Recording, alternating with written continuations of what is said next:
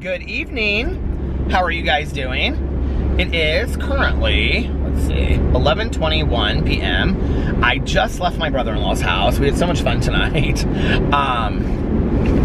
I don't usually, like, with the family when we're sitting around and stuff, I don't usually, like, dance and stuff, but because there's always, like, so many people there, and I'm a little intimidated because they're all such great, like, you know, salsa dancers and just all kind, you know, like, they do all the dances and stuff. And, like, they grew up in that. I was putting little Instagram videos up of my nephews dancing. It was so adorable. Anyway, but tonight, like, I was really in the mood, and it was after, like, Fufu's friends left. It was just Alex and myself, and Carlos and Liliana and the kids, and then Alex's mom and Fufu. And so Liliana and I were, like, dancing up a storm in the living room. It was really fun with, like, the disco lights and stuff. But yeah, we had a really good time tonight, so I'm kind of ahead of myself. We went over to my brother-in-law's house for yet another birthday party for my brother-in-law Fufu, who incidentally I'm thinking about doing a video with. I have absolutely no idea what we would do the video about, but I put like a picture of us up on Instagram, and I said if anybody has any questions, put them below. So I'm thinking about maybe doing a Q&A with him, but I don't know. I just think it would be fun to do a video with him. Like, you know, I've known him for 10 years now, a little bit over 10 years. And, so yeah, like, he's been in some of my vlogs and stuff like that, but we've never, like, done a video together, so I think it'd be kind of fun. But anyway, I got up today. Let's see, what did I do today? I got up today and just kind of, like, didn't do a whole lot. I just kind of, like, stayed around the house for a little bit. And then I had a bunch of errands that I had to run, and I went and got coffee, which I still have, like, a little bit of it left, not much. And I think I'm gonna get another coffee here in just a little bit. I may stop this vlog at some point and get a coffee at a gas station because, well, I'm trying not to drink Fountain Pop, and I still haven't had Equal in my coffee. I'm going just black coffee. But I want to watch tonight Dumplin'. Like, that is my goal for the night, to watch Dumplin'. I don't know if you guys know it, but a couple years ago, I read Dumplin' by Julie Murphy. I was, like, actually probably, I think one of the first people on BookTube that ever, like, reviewed it. Like, I was, oh my Lord, that truck. Because I hadn't seen or heard anything about it whatsoever. And I actually read, oh look, I have in my pocket my nephew's, and that's so sweet, his, what do you call it, his school picture. But I had never heard anything about it. Nobody was talking about it. It had literally just come out, and I thought, okay, this sounds fantastic. And so I downloaded it on an Audible, and I listened to it. Now, Julie Murphy at the time had another book that had already been out called Side Effects May Vary. I've read that too. I don't love it as much as Dumplin'. And so anyway, I listened to it and immediately fell in love. It was like in my top 2 books of that year, which would have been 2016. It was like my top 2 books. Tanya ended up buying me the hardcover copy of it for my birthday that year because I loved it so much. And it is just a book that so resonated with me. Like, you know, so the main character's name is Willow Dean, and her mom calls her Dumplin', and it's about how she enters this beauty pageant. It's like the last year that she can enter it, and so she enters this beauty pageant, and it's really about the process of her, like,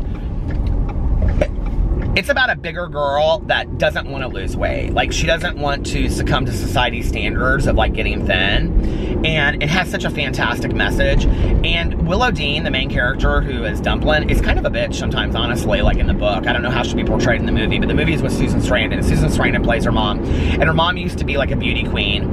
And, so she and her friends, she had, like, this group of friends that are kind of like the outsiders, so to speak, and they all enter this pageant. It is fantastic, you guys. And I don't know, like, Willow Dean is just, like, such a realistic character.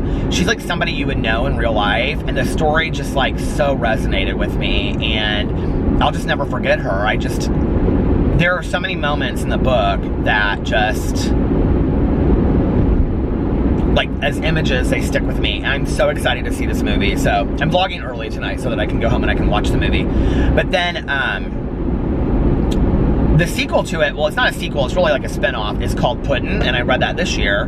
It was fantastic. And it's about Millie Milichek, who's also in Dumplin'. She's one of the girls that's kind of in the outsider group. And but it's a completely different storyline. Dumplin's actually in that book, but she's not like a major part of it. She's just kind of like a character that she makes a couple cameo roles in it, so to speak. And then she also came out with a book called Ramona Blue, and that was the year before.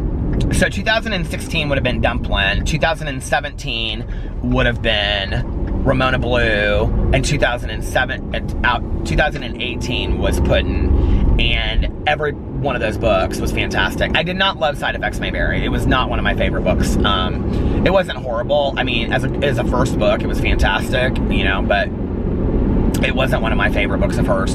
And I loved Ramona Blue. A lot of people didn't like it. It was about this girl, and she's really, really tall, and she has blue hair, and she's a swimmer, and she's very poor, and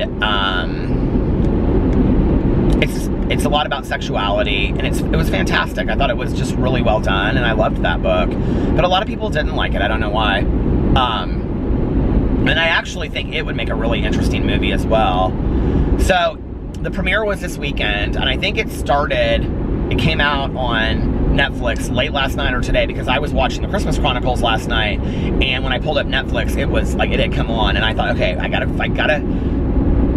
be able to have a moment to sit. I didn't have 2 hours to watch the whole thing, and I wasn't gonna get it started and then not be able to finish it, you know what I'm saying? So anyway, but I'm really excited about it. So anyway, I got up today, and I just kind of hung around the house and did some stuff, and then I went and got coffee, and then I ran all my errands, and then I came home, and I filmed videos on all my channels. I put videos up on all my channels, my BookTube channel. I did like a holiday recommendations. I talked about my favorite books for last year that I read, and Christmas books that I read, and then I talked about what Christmas books I'm reading this year, excuse me, as well as asked for any recommendations. So if you guys have any recommendations for holiday books, I would love to know.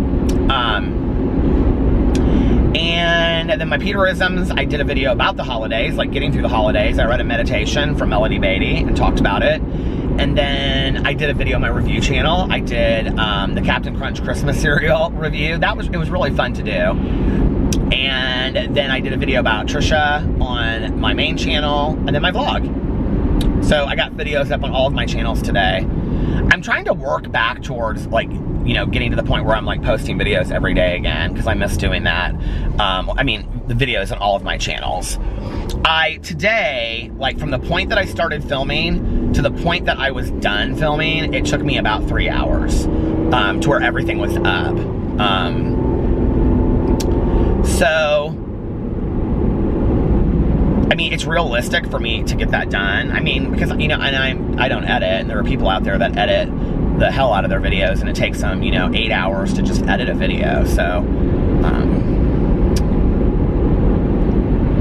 yeah. It's so pretty out tonight. It's cold though. It's 23, and it's very just like still outside. I was talking about that in my Peterisms video today, where I was talking about the meditation, about how I've just been like recently like very still and almost kind of silent. Like, I've driven around a lot and just like listened to Christmas music and just been like silent to myself, you know, just like listening to it. And a lot of it is like very, you know, instrumental music, and it's like I find myself not even being busy in my head, if that makes sense. Like, I just am still, and it's really nice, you know, to practice that kind of stillness for me. I'm somebody that, like, my head, I'm sure this won't surprise anybody, that my head is just constantly busy, going, you know? And, so, yeah, I'm trying to think of what else. I got that stuff done, and then Alex worked, and then we both left. He left work, and I left the house at the same time to meet up at Carlos's house, and we had fun. And some of Fufu's friends came over that he was friends with in high school. They all skated together, and they like were hanging out, like drinking beer and stuff. And then like we kind of hung out in the kitchen, and his mom made chili, but I couldn't have any of it because it had meat in it. But she's so cute. She's like, can't you pick the meat out of it? Alex was like, Mom, it doesn't work that way. And then she was like, and then he was like, or she felt so bad about it, and so I ended up just having some white rice and put this corn stuff in it, because like she made this corn salsa, and it was like just like corn and hot sauce, and so I put that. She was like, you could put that on top of the rice, so I did that, and it was good. It really was pretty good, actually. And that wasn't anything that I should be eating on my diet, but I haven't eaten today, and I needed to have something, so yeah. There was something else I was going to say. Now I can't remember what I was going to say. Yep.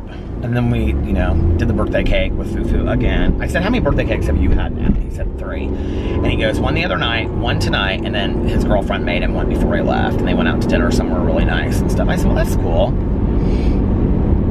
I was leaving. He was like, do you still want to do this video while I'm here? And I was like, yeah, but you're probably busy doing stuff. Fufu. I said, I don't want to, like upset, like not upset you, but like if you've got other things to do, like I don't want to upset your schedule. And he was like, oh my God. He was like, I have nothing to do tomorrow. And I said, okay, well, it'll have a lot to do with kind of like what time I get up and stuff. And he goes, okay. And he was like, but I'm just going to be around here. So if you want, or he said, are you staying here at your brother's tonight? He's like, yeah, I'm going to stay here. And I said, okay. Well, I said, if you want to do it tomorrow, I can pick you up and take you back to your mom's and whatever. And we're all going to the Pacer game tomorrow night. It's like the whole family. It's going to be, there's like 8 of us going. It's going to be really fun. So if you happen to be at the Pacer game and you're in Indianapolis, come up and say hi to me.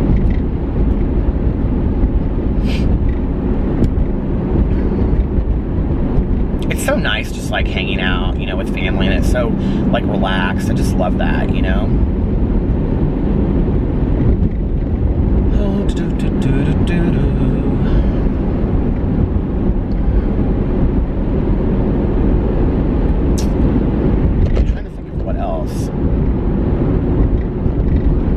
I need to sit down. Today I bought a bunch of, I bought 3 extra credits on Audible, and then I got 3 books. I got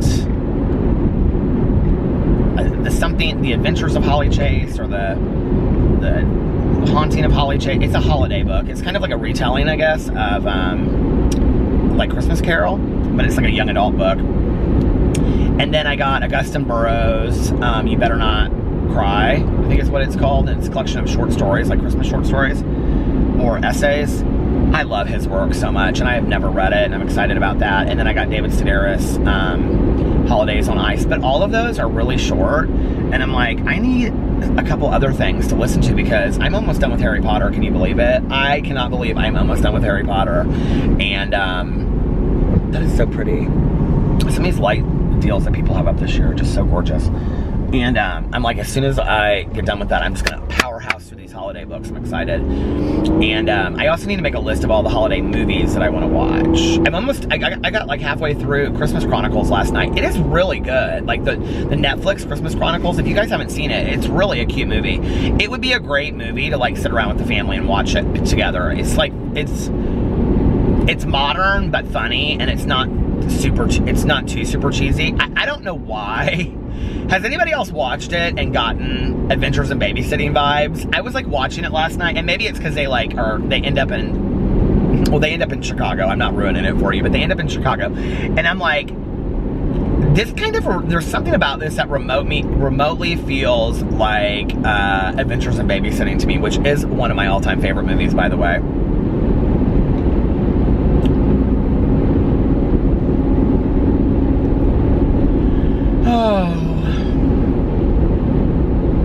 I don't know what I'm gonna wear. I may just wear that blue turtleneck sweater tomorrow night to the Pacer game with like jeans and I don't know what else.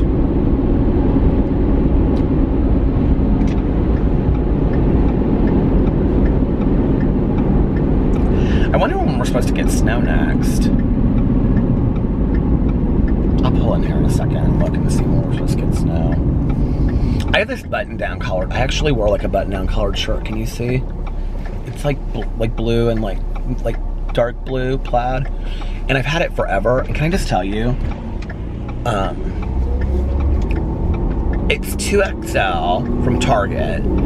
And this thing used to be skin tight on my gut. And it's like blousy now. Like, I mean, it's like almost too big. Like, I almost can't wear it. And, I was kind of a little excited when I put it on tonight that I was like, oh my God, this is like big on me. So yeah. There was something that I wanted to address that I was reading in the comments. Oh, it was actually, I mean, and the way that it was, I always like to preface this when people like ask questions on the vlogs, but they ask them in a really nice way. Somebody said on there, something to the effect of, they asked why my dad and I don't get along or whatever. My dad and I get along great today. We have a fantastic relationship. And I was like, I understand why the question came up if you were somebody that hasn't watched my vlogs in a long time. And actually, thank you guys, because there was a couple of you that went in there and kind of answered it for me, so thank you. My dad and I have a fantastic relationship today. It's honestly, you know, it's like, I don't think we realize how much damage we do to our families as addicts and alcoholics, okay? But my dad wasn't just my dad. My dad was also my chief enabler, and he got me out of everything that ever happened. You know, all this kind of stuff. So by the last time, he was done with me. Like, I mean, he still loved me as his kid, but like, I had put him through so much turmoil and fear. Like, I mean, he told me, like, 2 years after I got sober, he kind of broke down one night. We were talking, and he said, Peter, for like 5 years, I, honest to God, every night thought I would ask myself, is tonight that I'm going to be the night that I get the call? And there was one situation where I had gotten arrested, and I called my dad to come bail me out, and he said, no, you can sit in there over the weekend. You can sit in there tonight. And I said, what do you mean you're not going to come and get me? I was like furious, right? And he goes, I can get a good night's sleep for once because I know where you are. And he hung up the phone. And later he told me, he was like, Peter, he was like, I never knew where you were. This is, you know, like when I was living at the house and stuff. And he was always terrified. He was always scared. You know, he would check in on a lot on me. You know, like, I don't know, before he would go to bed, when I was living in my apartment, he'd just like call randomly often, you know, and be like, hey, just wanted to check in with you, buddy, and stuff. And, if he didn't get a hold of me, you know, because I mean, we didn't have cell phones back then, so it was like, you know, the phone with the cord that walks through 15 lines and stuff. But my dad lived, first of all, my dad is not a person that really lives with a lot of fear. He just isn't. My dad is very confident, and you just kind of you just don't fuck with my dad. Like, he's just, my dad's kind of built of steel, and it takes a lot to really rattle his cage, so to speak. Like, he just really doesn't care about a lot. I mean, he cares a lot about things, but like, there's not a lot that gets him really rattled. You know what I mean? Like, it would take a lot for him. And, you know, I think this was the one thing. And it was like, you know, my dad had worked so hard the entire time that I was growing up to be like this great dad, you know? And like, I can tell you that him taking care of, like, him raising me in the way that he did and staying in close contact with my mom and stuff was all because, like, he cared very much about how he parented me, from calling me every day while I was growing up, you know, to make sure that I was up and ready to go to school, to just, I think, keeping kind of a close eye on, you know, always what was going on, and, you know, making sure that my homework was done. And my dad, like, I found out, you know, like, he told me this, but like, I found out years later, I mean, my dad held some pretty serious positions while I was growing up, and had all these board meetings and stuff, and he would reschedule board meetings just so that he could show up to like a choir concert of mine or something. I mean, he was at everything that I ever did growing up. My dad was there. And so I think for him, and like, my dad is somebody that's very successful in lots of areas of his life, you know, from his career to his, like, I mean, my dad's very artistic, and he's done a lot of artistic things, and he's very successful in that. He's just a successful person, you know, and he's a very kind and compassionate person, and he just, he's a really good guy. Like, my mom, like, back in the day, like, when I was, like, in high school or something, if I would, like, mouth off about my dad, like, that would be, like, when, and my mom and dad at the time did not get along. I mean, they didn't hate each other, but there was no love lost. I mean, they didn't love each other. I think they loved each other for who they were as parents, but, like, there was not, like, any, do you know what I mean? Like, I don't know how to explain it past that, but anyway. But she would, like, get so upset. Like, if I said anything out of, like, you know, bad about my dad, she would look at me and she'd say, don't you ever speak about your father that way. your father works very, very hard to take care of us. And, you know, she would, I mean, this was even after they were long divorced, and she would say, you know, your dad works very hard, and he's, you know, well respected, and he cares a lot about you and whatever. And you know, he loves you so much, and you don't ever speak about your dad that way. You don't ever speak ill of your dad. And my dad was the same way with my mom. I mean, they co-parented like nobody's business. I mean, they were always on the same page. So by the time that like my drinking and my drugging was out of control, and I mean like it was always pretty much out of control, like, I don't know, 15 on, and he did so much rescuing of, I mean, just on and on and on, right? But by the time of December 17th of 1994, he was done. Like, he was done. And one of the things that, like, it didn't come up in the little thread of the comments, but I've told this story on here before. And my dad looked at me that night and he said, you can go to jail, or, because I had plea bargained down a case. He goes, you can go to jail or you can go to treatment, but I'm done. And if you go to treatment, this is the last time I'm helping you with treatment. And like any good addict, I went to treatment, and because I knew I wasn't going to make it in jail, you know what I mean? And so, but I don't even, like, I just briefly remember that. And that was like the part of sitting in the back of there, you know, whatever. And my dad was very good friends with the addictionologist, who was the doctor that treated me, and then also the doctor that I worked under later, who's like, you know, world renowned. And they were good friends. They had like worked together for years and years. And my dad said to him, you know, like, basically everything I touch turns, like, I'm so successful because my dad is somebody that, like, if you want something, you work your ass off for it and you can get it, right? And so if there was something in life that he wanted, or if there was like, you know, he wanted to do this or make that or whatever, like, he would just bust his ass. I mean, my dad came from absolute nothing. He had an outhouse till he was 21 years old. He was piss poor. He literally had nothing. He was the first one in his family to go to college. He paid for I mean, he paved roads in the summer, waited tables. I mean, my dad busted his ass. So he's such a believer that if you want something in life, you can be successful. Like, you have to go for it, you know? And I do believe that I innately have that inside of me. I just don't think I tapped into it until after I got sober. And so basically he looked at this doctor that was like his friend, and said, everything that I do turns to gold except for my kid. Like, I fucked up my kid. And the doctor looked at him and said, this isn't you. Like, there's only so much of it that you've done, and what you've done is enabled him, and you've got to stop enabling him. You've got to stop helping him out of these situations, because Peter needs to suffer consequences. And that's what he did, you know, and that's why, he didn't force me into treatment. I think that was said. He just basically left it up to me. But if I wasn't going to go into treatment, he was done with me. Like, this was my last get out of jail free card, so to speak. And, you know, and so then, like, when he came into treatment, we had to go over this contract, like this kind of like behavior contract thing of what I had to do, where I had to attend such a meeting every day, and have a sponsor that my dad could talk to when he wanted to. I had to go to aftercare every week for a year. I had to, like, everything that the doctor recommended, I have to do. And the only thing I was not willing to do at the time was go to live in a halfway house. And there was only one other halfway house. There was only one halfway house at the time in Indianapolis, and they didn't really push it as hard as they could have, and I probably would have gone, honestly. Okay. If they had pushed it harder, I probably would have gone. I think that we didn't understand enough about halfway houses then as we do now. I think part of my dad's resistance to that was this flight risk kind of thing. That, like, oh, if Peter's there and, like, I can't keep a tab on him, then, like, what will happen? You know what I mean? And, like any good enabler, he wanted to control a little bit, you know what I mean? But at the same time, he was also he just like let go of it. And I remember when I sat in that room, there was like all this stuff that I had to do. And I looked at him and I go, where do I sign it? And he goes, you don't sign it. And I go, what? Because I had these behavior contracts before. Now, one of the things you have to remember, okay, and I talk a lot about emotional development, right? So at the time that I was 22 going on 23, I was 22 and a half when I got sober. I was literally probably about 16 emotionally. Like, my development had ceased at 16. I mean, I just didn't have the capacity to handle things.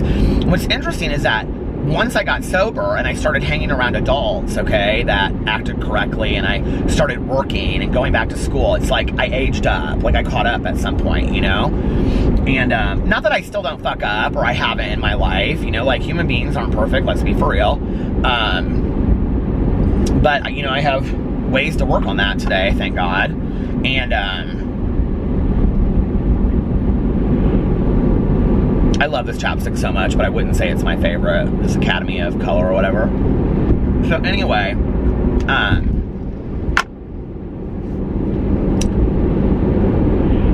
I said to him, I said, where do I sign this? And he goes, you don't sign it. And I go, what do you mean I don't sign it? He goes, you don't sign it. There's nothing to sign. He goes, if you don't do these things, he goes, leave your apartment, leave the keys inside, and he goes, and leave your car there. I'm done with you. And I go, what?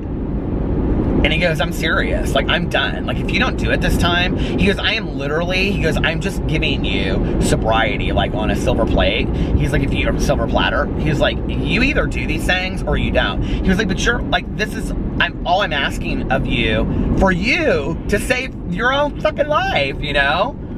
I got it real quick. I did, you know? And that's not to say that I wasn't resistant, because like I said, I was resistant, but not to him, really. You know, and my dad learned very quickly how not to be an enabler. He really did. And, you know, like, he read the books that were recommended to him, and it changed. It literally changed overnight, you know? And at that time, too, like, my dad and I, you know, like, our relationship was very much about money. And, I think it was about a year and a half, 2 years sober that, it was about a year sober. Because it's kind of a funny story, but I've told it on here before, so I'm not going to tell it again. But I had the conversation with my dad, and I said, I can't have you give me money anymore. And this is kind of like a big joke with us now.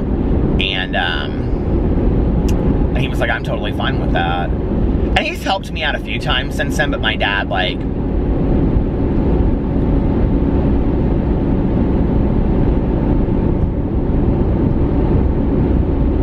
I just think, like, you know, that's probably one of the greatest things that ever happened with us, was that we took money out of the equation so that it could just be a father and a son, you know, and just reduce the relationship to that. It's interesting because I see so many people, you know, that,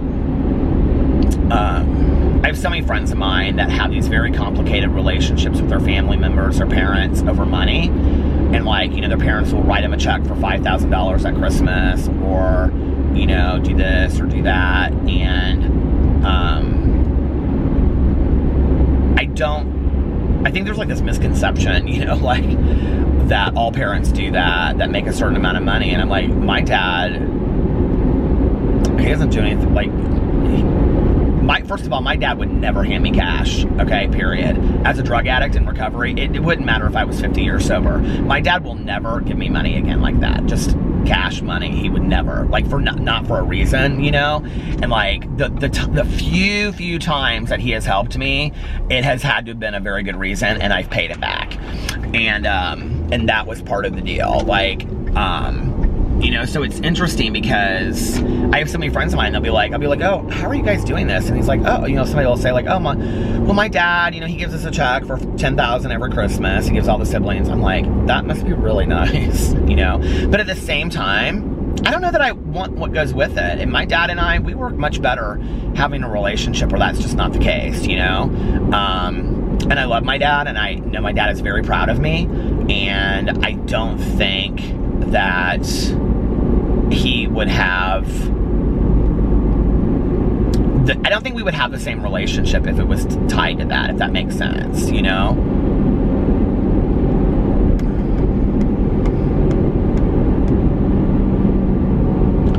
You know, I've had conversations with my dad about a lot about, and he doesn't understand the YouTube stuff necessarily, but I've had conversations with him about that stuff, and I'll, you know, talk to him about it, and, you know, be like, I'm ashamed of my behaviors in the past and things that I've done. And my dad's response to it will be, you know, well, of course you are. It's stupid. Why did you put that out there in the world, you know? But then he'll say, but, like, you can't live in that, you know? Like, all human beings fuck up, Peter. You know what are you gonna do? Just live in that for the rest of your life?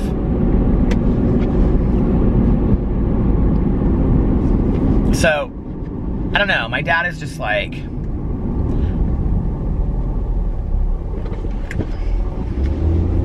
he's just a really amazing guy. And, you know, anytime he gives me advice about stuff, like relationships, I can remember I've called him about, like when my last relationship was what I felt like it was falling apart, I remember I called him and I said,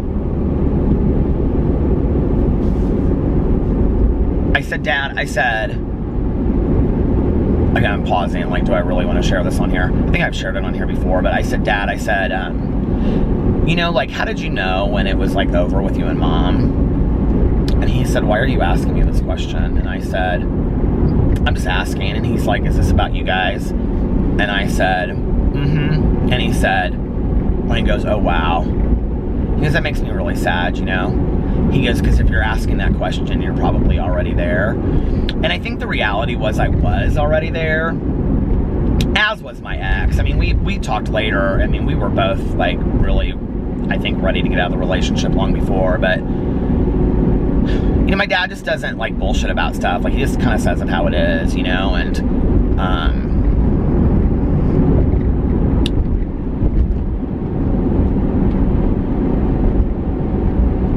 you know, he would come to me, like, and he would say, my dad's hospital is right next to where I was a counselor for 13 years. And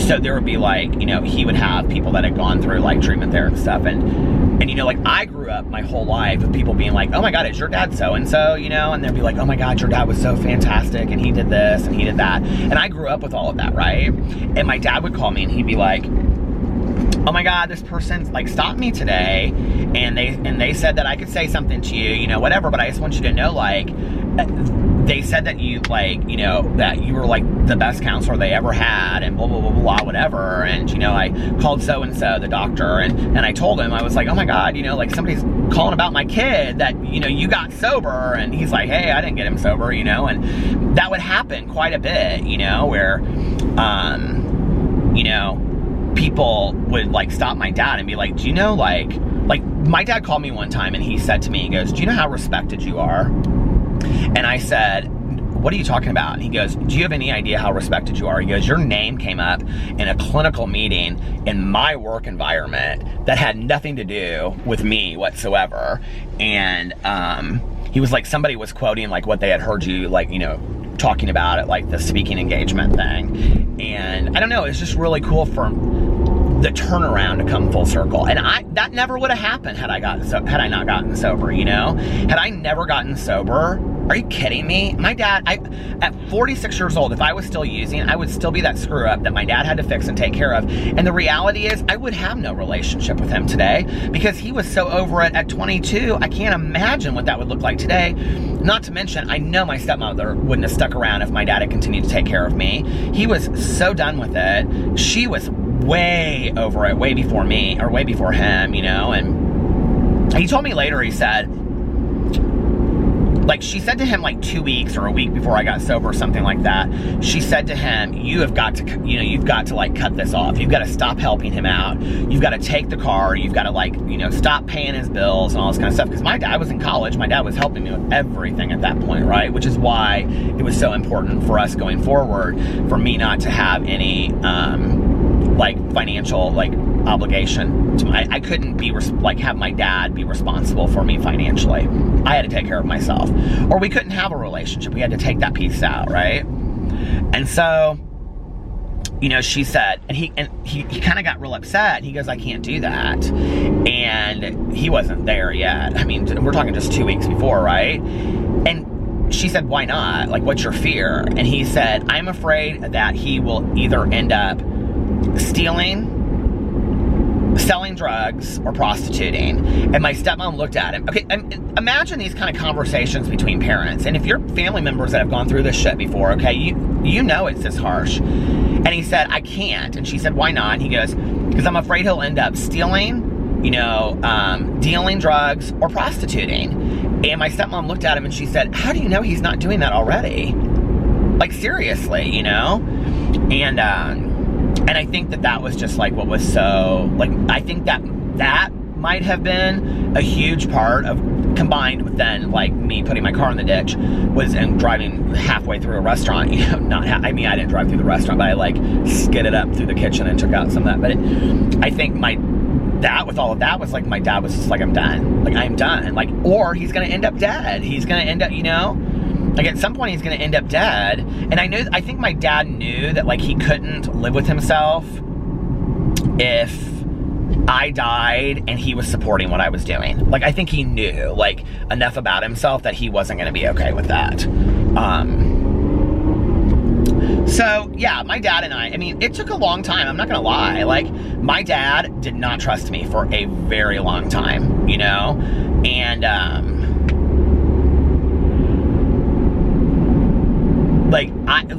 just to put this in perspective for you guys, I was not asked to house sit, to stay in my father's, I mean, I could have come over there and stayed the night or something if they were there, but I was not asked to come and house sit for them, okay, to watch their dogs for the weekend. Are you ready for this? Until Alex and I were together, which was 10 years ago. So not until 2008, almost 2009, okay, did my father ask me to come and house sit again for him. 14 years sober, you guys, okay? And that wasn't just my dad. Like, I know my stepmom, and I know she loves me because we have a good relationship, but I just think they were like, you know, that's just that hesitancy. And they just, like, my family was not the family. I mean, I've seen this happen a lot with people in sobriety, that like they get sober and a month later they're like, you know, it's like you could carry them in a cake at Christmas. It's like everybody's so excited. That was not my family. They just weren't. Like, I had put them through so much shit. It was like, okay, we're gonna allow you to come to Christmas, but maybe you should only come for an hour because we don't know how this is gonna go. Maybe it won't be good for you, and maybe it won't be good for us, you know? It was very like careful. Like, everybody was careful, you know? I think everybody was worried about. You have to remember, this was not my first time, okay? It wasn't my first time to treatment, but it also was not my first attempt that I had told people that I was going to get sober. I mean, this was probably my 30th time I've told people, or 100th time, literally, of telling people that I was going to get sober and stop using, right? 5th treatment, but that, you know? And I think they just didn't believe it. It was like I had, like, you know, ran out of any belief at that. I mean, why would they believe me at that point, you know, about getting sober? And so it took some time, you know, for them to like really be like, okay, this is kind of sticking. And I remember when I got my year token, my dad was like that was impressive to him. And I don't know, and like we've really never had these conversations, and now so much time has gone by, and I never asked him like at 5 years, like, okay, when I had 1 year, did you kind of restrain yourself, but you were like so excited or something, you know? Like, I haven't asked him about that. But I can remember, like, you know, seeing him and being like, hey, Dad, here's my 1 year, you know, token. I've been sober for a year, and him being like, hey, that's great, you know, like, that's great. And he's also been very careful of no pats on the back, because he very much knows that that's not how sobriety works, you know? And he even said it to me one time, you know? He was like, I've shared this before, you know? We're not, hey, listen, this is not C's becoming A's, okay? This is F's becoming C's. You're just doing what everybody else is already doing, right? So, pipe down a little bit. And that humility has been vital to my existence in sobriety. I mean, it really has, you know? Like, your shit don't stink, or your shit stinks the same as everybody else's, you know what I mean? Like, let's just be for real. And I think that's why that whole idea of that lesson that I learned by, like, that woman, the acceptance speech for the Holocaust document, she says, you know, for 50 years, I've woken up every morning and asked myself, why me? I am no different, you know? And I look back on that. I look back on all of my friends, and I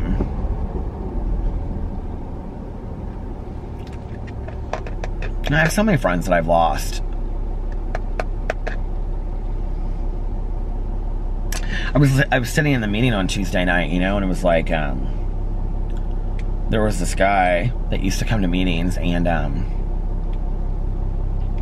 we were like the same age, but like he was like real muscular, you know, and tatted up and stuff like that. And he had been sober he'd come in a couple different times. Like he would come in and then he would go back out for like a year. I don't know why this made me so emotional, but I didn't even say anything about this to Tanya, and like Tanya was really close with him.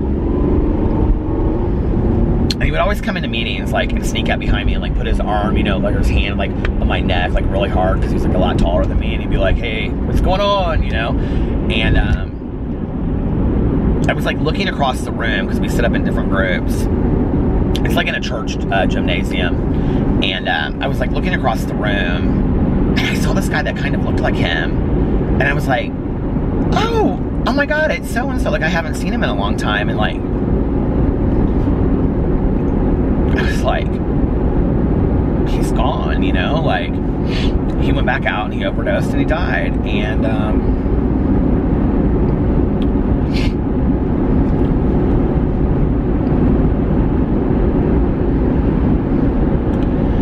they told me that if I got sober and I stopped drinking and drugging, that great things would happen in my life, that relationships would be repaired.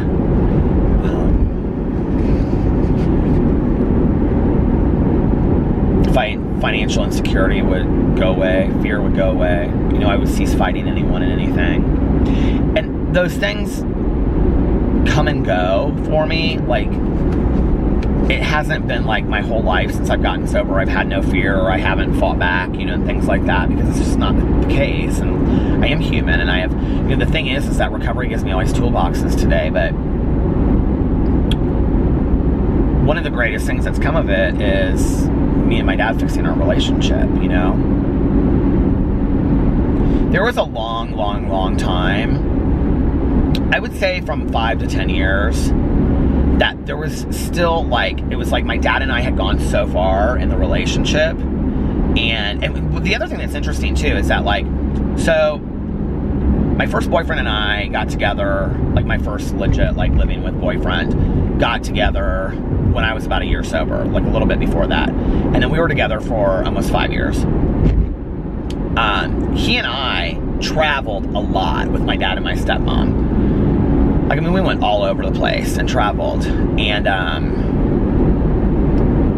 so my dad and I, like, we really worked on our relationship, you know? But I would say at about 5 years, somewhere in there, 5 to 6, 7 years,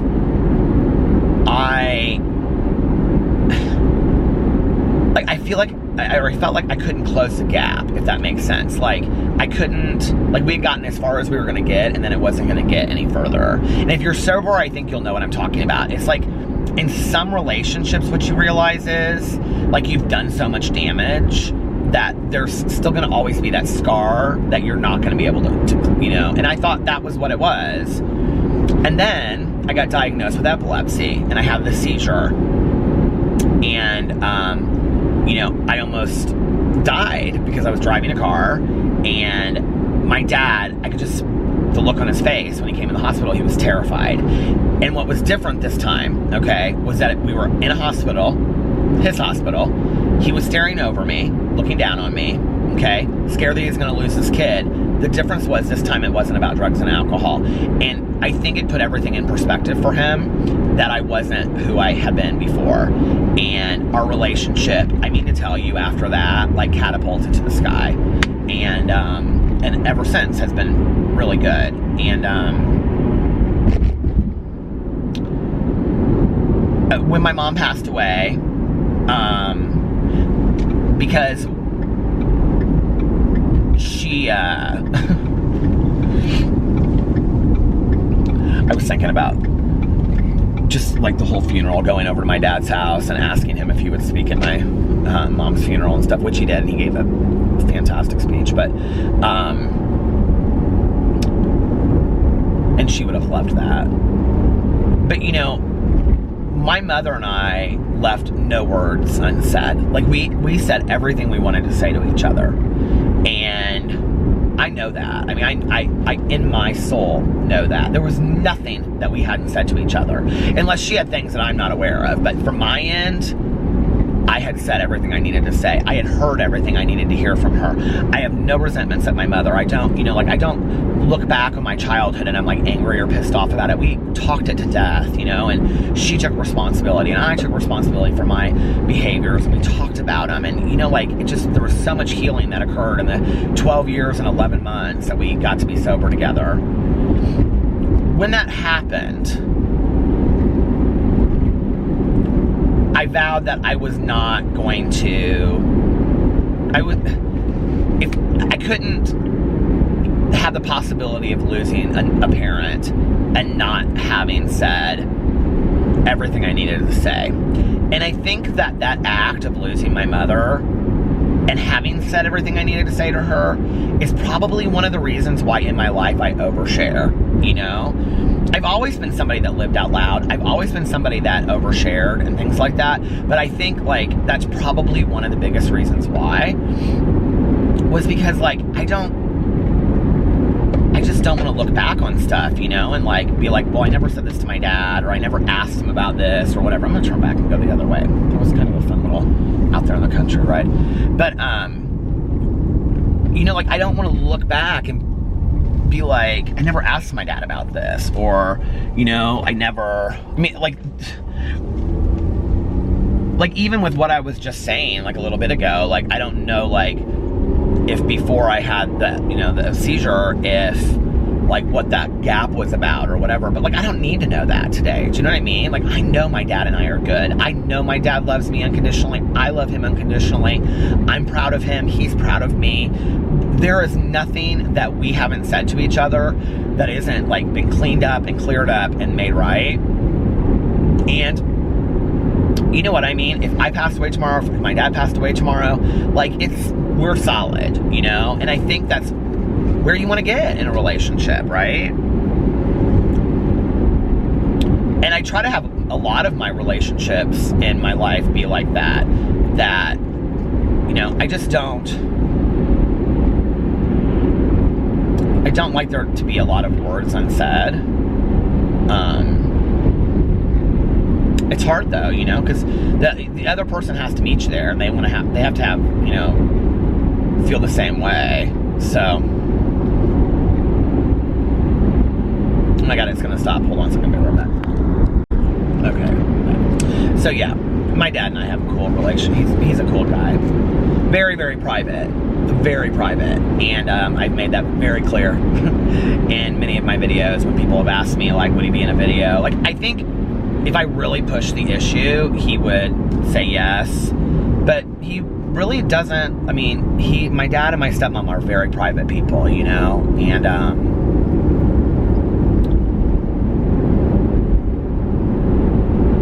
yeah, they just aren't people that love a lot of attention and stuff like that. But he's happy for me with all of this. He thinks it's, whatever. I don't know that he completely gets it. My dad's he very much, please don't go, hold on a second. He is very much about he doesn't watch YouTube, let's just put it that way. He watches Law and Order. Or rom-coms with my stepmom. He'll call me and he'll be like, I'll say, well, what are you guys doing tonight? And he'll be like, well, your stepmother wants to watch 5 rom-coms or something, so. But he likes thriller movies and stuff like that. And my dad's always reading, and he's just very chill. He's very cool.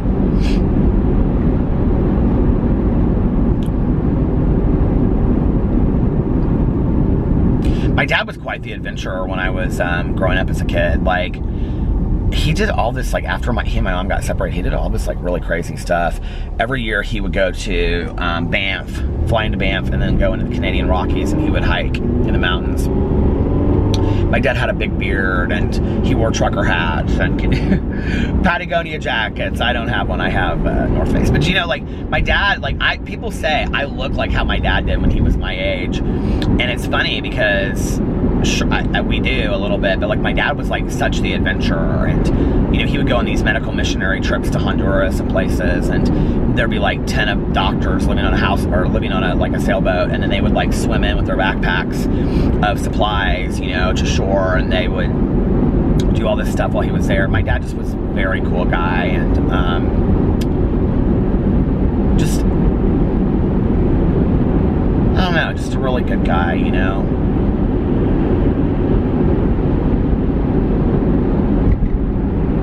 He kind of was doing cool stuff before it was cool, I guess. He's tamed down a lot in the last, you know, I would say 10 years. I think it's hard for my dad too, because, you know, like everybody besides his siblings, and he's only lost one sibling, and I mean, he's the youngest out of 5, and he lost his oldest brother. But other than that, like, they're all really healthy, and my dad is 78, you know, and my dad probably will be somebody that lives to be 100, honestly, and you know, if not longer. I think he knows that, and I mean, my dad's always been really healthy, you know, and I think, I mean, unless something, you know, horribly freaky happened, which I hope it never does, but I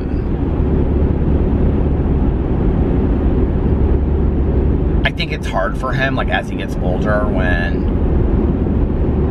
he, like, everybody that he knows is, you know, going away and stuff, and he's close with his siblings, but he's not super close, and he doesn't go up there and visit them very often and stuff. Like, they may come down, like, you know, for a holiday or something like that, but my aunts, well, my aunts, I guess, because my uncle passed away, besides my one aunt, the rest of them are, like, well, my one aunt lives in Texas now with her kids, so she doesn't live up in Fort Wayne anymore. My other 2 aunts still live there, and my one aunt is pretty sick.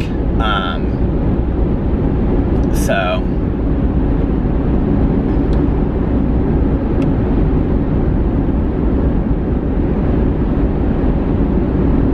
my mom loved his sisters and brother. I remember she would talk about, like, she thought, you know, like, people thought it was weird that after my parents got divorced, like, my parents didn't really stay friends. I don't know why this never occurred to me that this was kind of weird, but, like, my parents didn't stay friends, but, like, my mom stayed friends with his siblings, and my dad stayed friends with my Aunt Kathy and Uncle Dave, like, very good friends. But he knew my aunt before he knew my mom, too, so, I mean, even though it had been so many years, you know, like, and so it's Susie. I think, I might be wrong about this, but I think Susie introduced my mom and dad, but I'm not sure. But thank you for bringing that question up that I ended up talking about for 40 minutes. My nose is driving me crazy. Thank you for, yeah, bringing that up, because I don't talk about my dad very often on here. Like I said, he's really private, and he wants to remain private, and he wouldn't care that I told these stories on here, you know.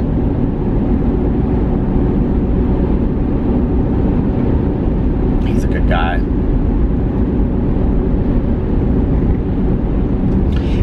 I get my storytelling a lot from my dad, actually. My dad is kind of a natural storyteller, and he loves to tell stories about things that happened in the past, and that is one reason why I would, like, it would be fun to get him on video, but, like, I don't know, I just, he's kind of naturally a public speaker, too, because he's done that, like, most of his life, but I don't know.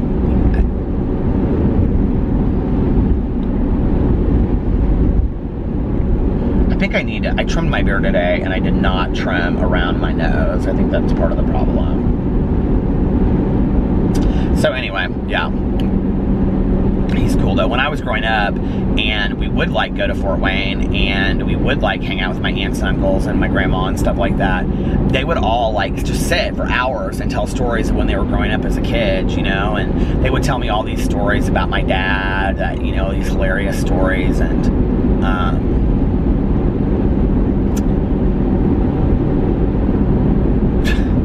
my dad is such an animal lover. Like, he is, like, a diehard animal lover. And this one story is that,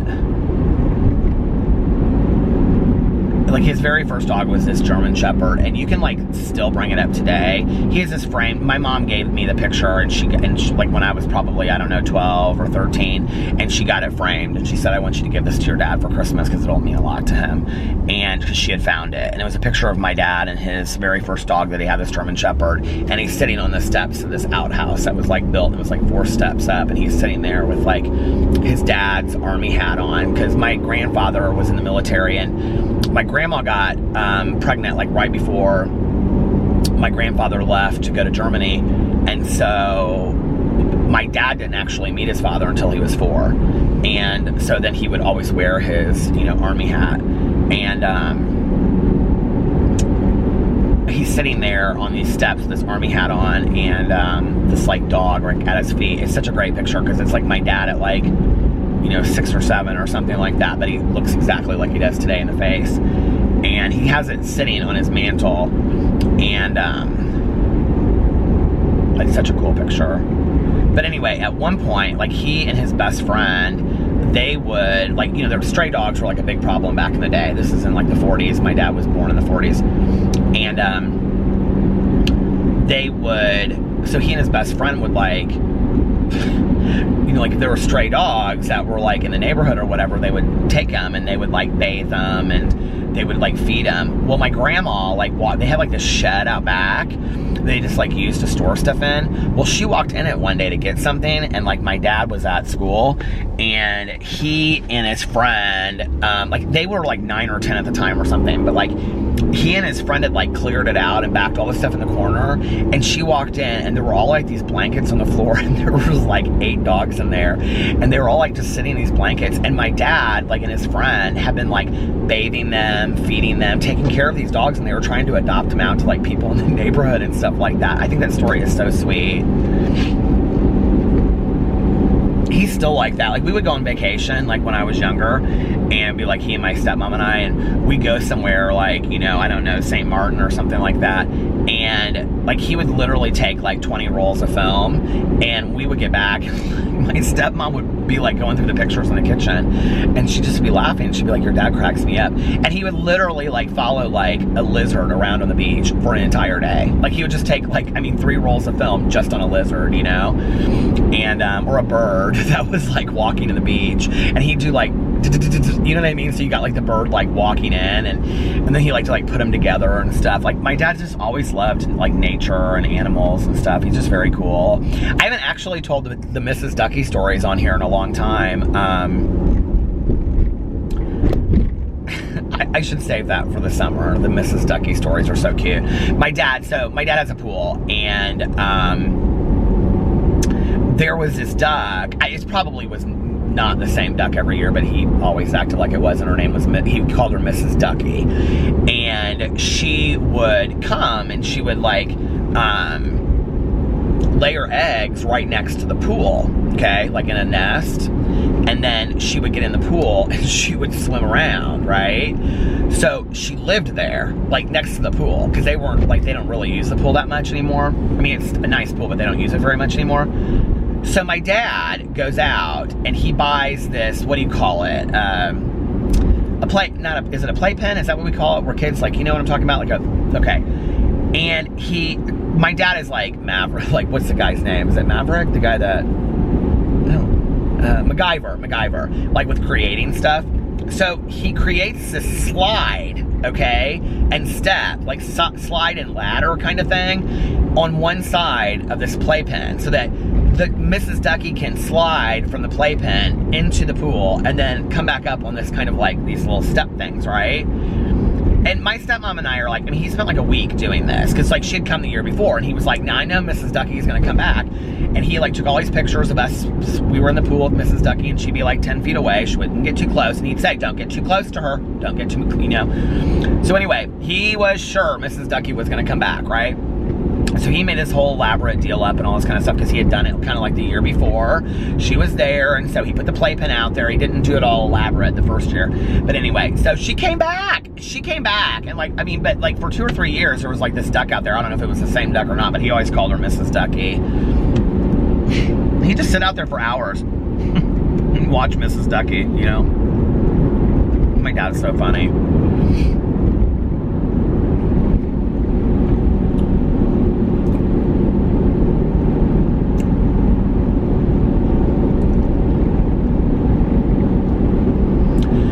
It's interesting, I think about like some of the advice that my dad's given me in my life. You know, when I was growing up, neither one of my parents was like big on telling me I should go into this field or that field. My dad told me he didn't care what I did as long as I contributed positively to the world. And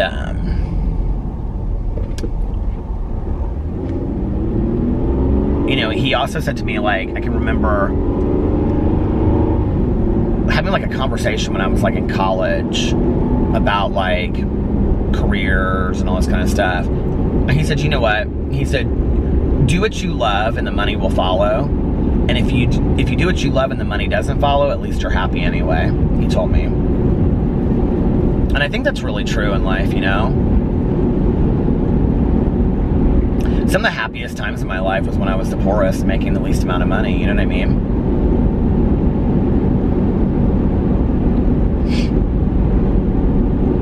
But anyway, he's a great guy. And I'm proud to call him my father, and I've learned a lot from him, and he's been very patient with me. So thank you for bringing that up, because it's kind of fun to go down memory lane a little bit with all of that.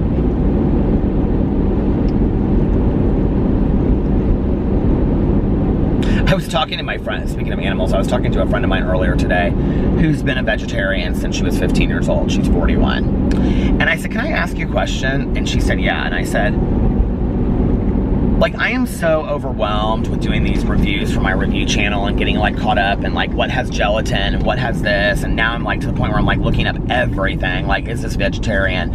And most things that I look up won't say if it's vegetarian. They'll only say if it's vegan or not. And I'm like, but I'm not vegan, so I don't know if it applies to me or whatever. And she started laughing and she goes, are you vegetarian for you or for somebody else? And I said, what do you mean? And she goes, do what you want. She goes, I don't eat meat. She goes, I don't eat anything that has, like, I don't eat broth that has meat in it. I don't eat anything that has meat in it. She goes, but I don't do all that. She was like, you know, I'm not that hardcore about it, but I've been a vegetarian since I was 15. And she was like, but there are people that are, and I respect them. And she was like, you got to kind of figure out where you are in all of that. And she said, and I said, well, is there like a name for a vegetarian that doesn't apply by those rules? And she goes, what?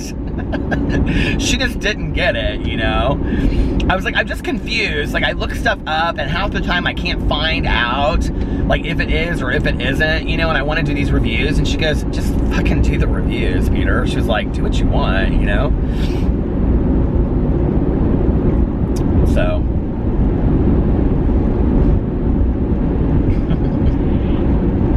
She goes, I think you're thinking a little bit too deep about all of this. And she said, you know, like, she goes, you're making a really great attempt at all of this. She's like, but, you know, maybe pull back a little bit.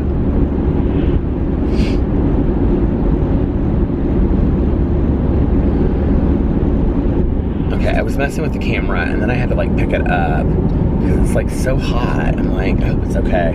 Anyway, when I was talking to my friend today, she was telling me about a friend of hers that had been like a vegetarian as long as she had, and she like got really, really sick, and she'd gone to this pitch-in, and they like knew that she was a vegetarian. This kind of actually sounds like a little bit of trickery to me, but they knew that she was a vegetarian, right? And they made something, and she didn't even ask. Like, think about this, okay? They used like broth in it and they didn't even think about it or something, and this girl got so like violently ill for like the next day, like the whole next day she was like so violently ill. And so she was like, you know, but she was like, but she had eaten a lot of, it was some kind of dip or something like that, and she was like, you know, so you got to be careful like with whatever. But one of the things that was interesting when I was talking to my friend about this today, and you know, she said to me, she goes, do you ever eat out? And I said, yeah, we eat out all the time. And she goes, you eat out at restaurants, right? And I said, yeah. And she goes, you do realize that there's a lot of cross-contamination that goes on, right? I go, what are you talking about? She goes, so like if you're cooking on a grill, okay, and you're getting a grilled cheese, let's say, for example, she's like, you do realize that at some point during the day they've probably cooked a cheeseburger on that same grill. There's cross-contamination. She goes, so you're getting some of that even if you aren't aware of it. And I was like, I had never thought of it that way. she was like, so Peter, my advice to you is just do the best that you can do. Just do the best that you can do. Try the hardest that you can, you know? And she was like, you know, you probably over time, you'll learn this, you'll learn that, you'll learn little things as you go. And she's like, that's really what it's about. And I was like, okay. So she's like, but I'm not a Puritan about it. She's like, I don't purposely eat meat. She's like, but I don't beat myself up if I don't know about something, you know, whatever, like in candy and stuff like that. She's like, some candies are vegetarian, some aren't. And she goes, sometimes, you know, I think I know that it's not, and then I find out it is. And she's like, I try to find out if I don't, but I don't beat myself up about stuff like that. So, but anyway, so yeah. But she was giving me some hints about some different things to eat and like some different restaurants and grocery stores to go to that have better options than just processed foods and things like that, you know?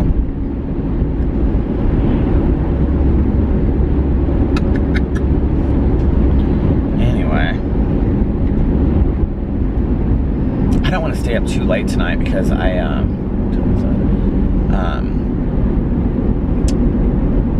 want to get a bunch of stuff done tomorrow. I'd like to film a bunch of videos again. I just don't know how I'm going to ever get, I don't know that I'm going to be able to get this video done with my brothers. I just don't think that's possible to get this video done with my brother-in-law before, like I would have to come pick him up, either film it there or bring him back and then film it and then take him back so we could get ready and I could get ready and come home, upload the video. I guess I could post it on Sunday. That's one idea. But then I would have to film 2 videos tomorrow if I wanted to post one. I also thought about just filming it and just keeping it, like, you know, as like one day when I wanted to like put it up, I could do that.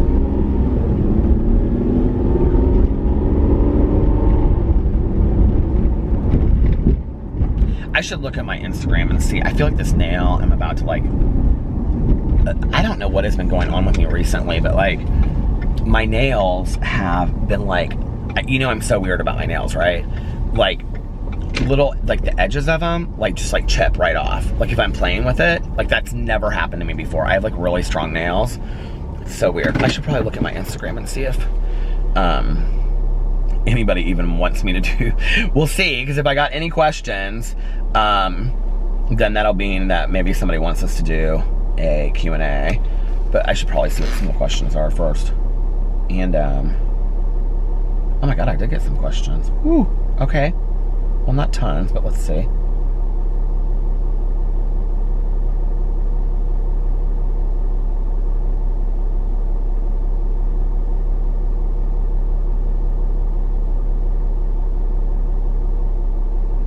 Yeah, not tons.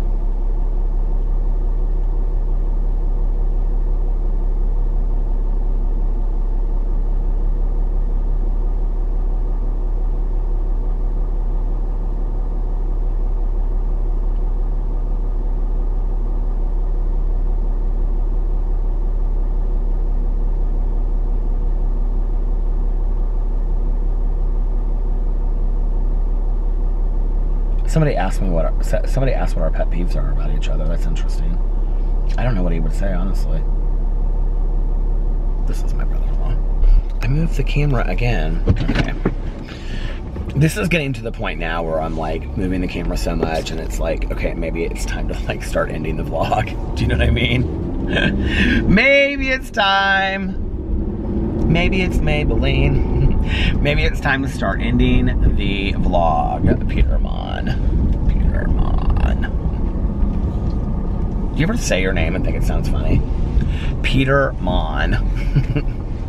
My grandma, she used to pronounce our name Monn because it's German.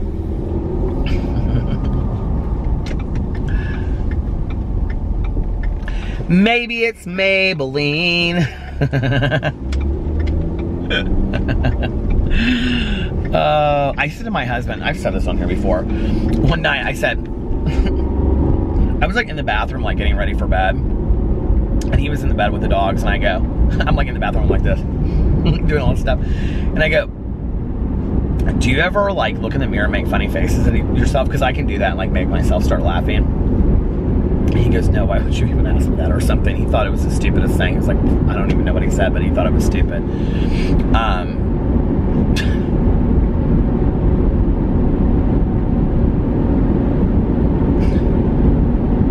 I do though, like I walk around the house sometimes and I'll just think things to myself, or I'll say something outside, or I'll say something out loud, and I'll just start like laughing at my just stupidity. I just start laughing at it. I love to laugh. I think laughing is so great, you know?